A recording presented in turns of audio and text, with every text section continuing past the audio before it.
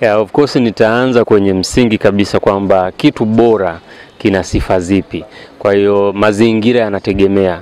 Fundi wa magari tunaweza tukasema ili awe bora lazima afanye kazi yake vizuri, labda asichafuke, lakini yeye kwa sababu anashika oil anapochafuka pale ndo mazingira yenyewe. Lakini mpishi akianza kuchafuka namna ile hatuwezi kumuelewa. Kwa hiyo kuna mazingira na mazingira tofauti, lakini kuna vitu ambavyo vinaonyesha kitu ni bora au mtu ni bora kwenye kazi yake. Baadhi yake nitataja vitu vitatu vya msingi sana. Kitu cha kwanza ni kujali matokeo ambayo job description inaelezea, kwamba ule mkataba wako unaeleza kwamba wewe unatakiwa ufanye 1, 2, 3. Ukiweza kufanya hayo na hata ya ziada, wewe unaweza ukaingia kwenye sifa za mfanyakazi bora. Lakini kuna vitu vingine kama tabia, jinsi unavyowajibu wenzako, jinsi unavyowasiliana na wenzako, mabosi zako au watu ambao wako juu yako, jinsi unavyoshirikiana na wenzako, hiyo nayo inaweza ikawa sifa ya wewe kuwa mfanyakazi bora. Lakini kikubwa sana kwenye ajira, moja ya vitu ambavyo vinapima matokeo ni muda.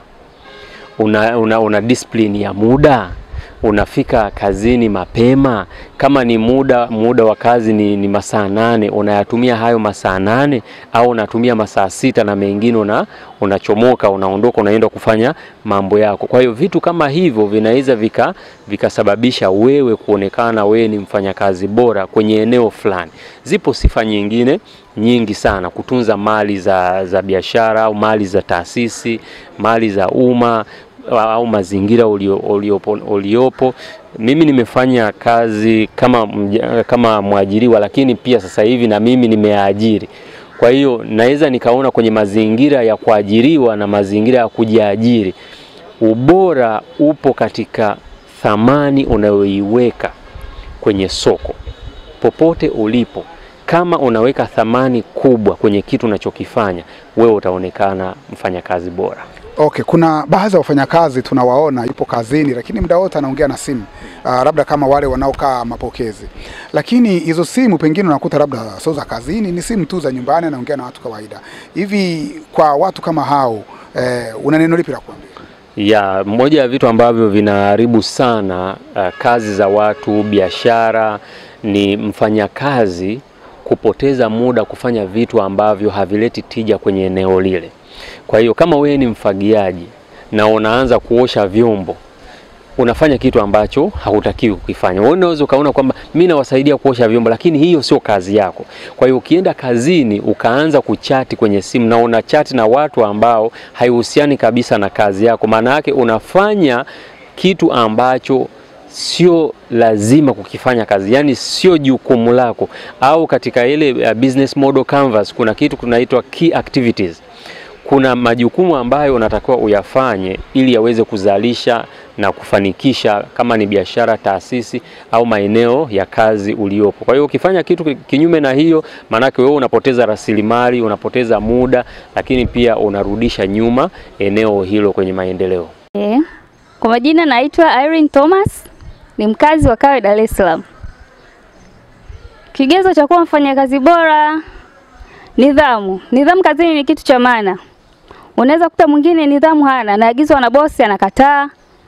Hata katika mashirika makubwa unakuta mwingine, yani kwanza anakuta labda hapendi kuongea, ni mtu wa kimya. Yani kama mtu mwingine unaweza kumsalimia hivi, ukaenda labda ofisini kwake unamsalimia habari, yani anajibu kama hataki. Kwa mfano kama vile ndo maoni, labda na mimi natoa maoni katika ofisi, nasema mtu fulani ajibu watu vizuri, ile nidhamu inakuwa haipo. Kwa hiyo mtu unaweza kukosa kitu cha kuwa mfanyakazi bora. Kingine napendekeza kuwahi kazini pia. Yani kama kuwahi kazini, mwingine unajua kabisa unakaa mbali, ofisi ipo mbali, unaamka saa 12, ofisini unatakiwa ufike saa 1. Yani unatakiwa wewe kuamka ili wewe kazini, wewe kurudi pia nyumbani uweze kufanya mambo mengine, uwe smart.